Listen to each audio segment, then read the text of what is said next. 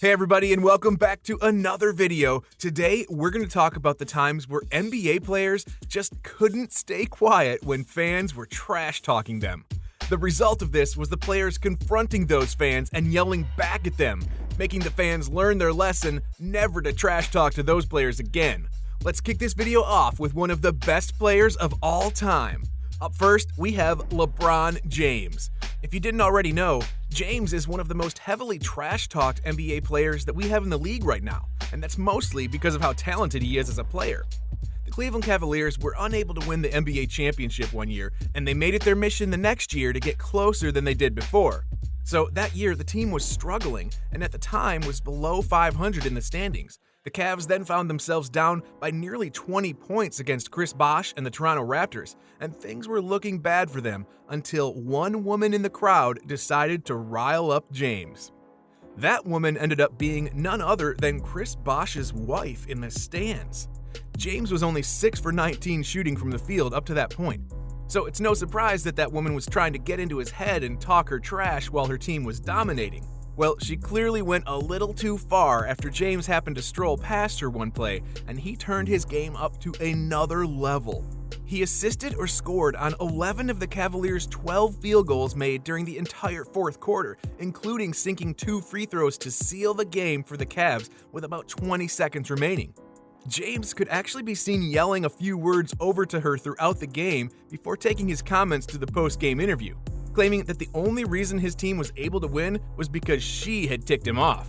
Man, it must have been a really awkward car ride home for Bosh and his significant other. I'm sure he wasn't too thrilled about her costing the game for his team.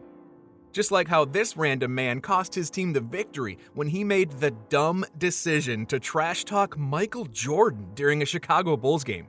Funny enough, the things that the man was saying weren't even clever or hurtful. He threw out phrases like, "Michael, it's the shoes," and "You were better with the older shoes on." Hey, Michael, out the shoes! Go back to the old one! You were better! Now, Jordan was already recognized as one of the greatest players of all time, but at this point in that game, he only had 6 points. But Jordan decided to take that fan's trash talk personally and started scoring over and over again for his team, hitting fadeaways, dunking over opponents, and somehow finishing acrobatic layups over taller defenders. Throughout the game, he didn't respond to the fan, but after he hit a big 3 to put his team up by a large margin and seal the game, he pointed right at the fan and started yelling at him for his previous comments earlier in the game. But that wasn't all he did. When Jordan went to the bench for the final few minutes of the game, he stared down the fan until he looked over at him and just shushed him for his comments. And honestly, that shushing is just great advice because trash-talking Jordan never seemed to work out for anybody, including this other moment when the Bulls were in a tight game against the Utah Jazz. Jordan made a very nice move with the basketball and dunked all over the smaller point guard John Stockton. This caused the Jazz owner, who was sitting in the first few rows of the stadium, to yell out, "Go pick on somebody your own size." Well, Jordan initially didn't respond, but the very next offensive possession for Chicago, he took the ball, broke loose, and dunked on the 7-foot-tall center on the Jazz. And after that, he turned and looked right at the owner and said, "Was he big enough?"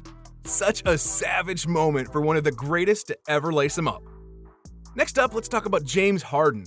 This was one of the rare instances where we were able to hear and see everything that was going on between Harden and this particular fan who was sitting in the stands. Harden is known to draw fouls and has gotten incredibly good at it. So much so that fans of the opposing teams are always furious when he gets about 20 free throw attempts per game, and all the fans have to just sit and wait while he shoots free throws every possession. This caused one fan to randomly yell, "Nobody wants to see a free throw shooting contest." Well, he is indeed correct. Nobody wants to spend that much money just to see a few players non-stop shooting free throws. But Harden was ready with his answer, yelling back, "Nobody wants to see fouls either." Last 2.5 minutes. One of the small. Also true, considering Harden is fouled pretty hard on most all of his drives to the basket because of how talented of a scorer he is. Fouling him seems to be the only consistent way of stopping him, though he always sinks the free throws that come afterwards anyway. But that wasn't the only situation that Harden found himself in with a fan. One time, he was walking out of the tunnel during a home game with another teammate when a fan in the front row right outside the tunnel yelled, "You're still the worst flopper in the NBA." You're still the worst flopper in the NBA. Just stay away. He did this while recording Harden and was eye level with him when he said it, yelling it right in his face. Harden didn't really say anything to the man, but he did slap his phone while he was recording before a security guard stepped in and asked the fan to please take a few steps back. Though the fan was furious that Harden wasn't getting any punishment for slapping his phone. Get back to your seat. I was back Get here. back to your He seat. just hit my I hit you phone. one thing. I'm saying you're going out of here, okay? I stood right here. That's similar to how Spike Lee wanted Reggie Miller to be punished for something that the officials had no control over. During a game at MSG Arena between the Indiana Pacers and the New York Knicks, longtime Knicks fan Spike Lee was letting Miller hear it throughout the entire game. It caused Miller to react more than once. He was seen yelling back at Lee after hitting a few shots, with Lee standing up and looking like he was going to just walk onto the court. Miller then hit a flurry of three-point attempts before walking down the court, putting up 4 fingers to Spike Lee, then put his hands around his neck like he was going to choke him. Lee was furious over the sign and was yelling at the referees to punish him or give him a foul.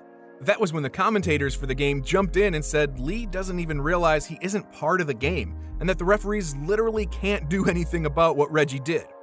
Miller didn't stop there though. He sank the game-winning three-pointer from very far out with a defender right in his face, and he stared right over at Spike Lee the entire time as he was walking back to the bench. Lee just sat there in defeat and didn't say a word back to him in that moment. At least he could say that he knew he lost his battle with Miller that time, just like how these fans lost their battles with the former Oklahoma City Thunder superstar Russell Westbrook.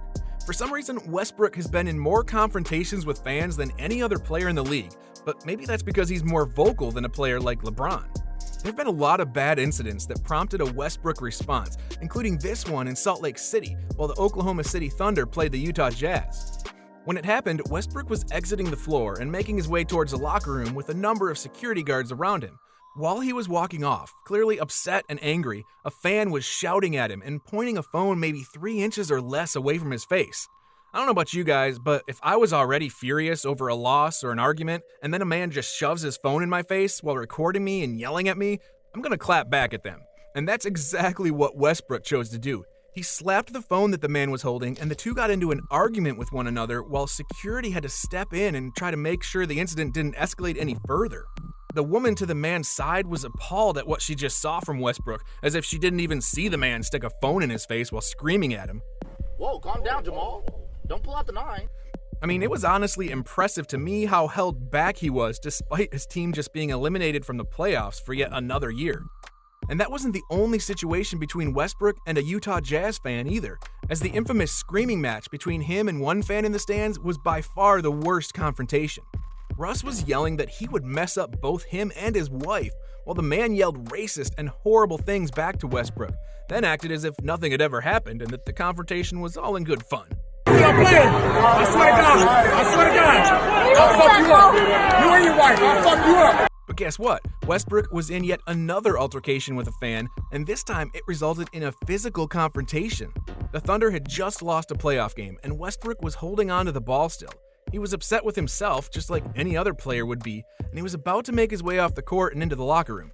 That was until a random man sprinted onto the court and bumped into Westbrook, screaming right in his face that his team won and the Thunder lost. Westbrook was not only startled by the guy running up to him, he was also pretty darn mad that he got so close. So he instinctively shoved the fan as hard as he could to try and get some space between the two before security stepped in and settled the issue from there. The thing is, the NBA needs to step up and stop these fans from taking advantage of their front row seats. And apparently, when Russell Westbrook is in town, you should probably have some extra security on standby at all times. You just never seem to know what terrible thing a fan is going to yell next. If you enjoyed this video, make sure to check out the terrifying times that NBA players actually fight fans.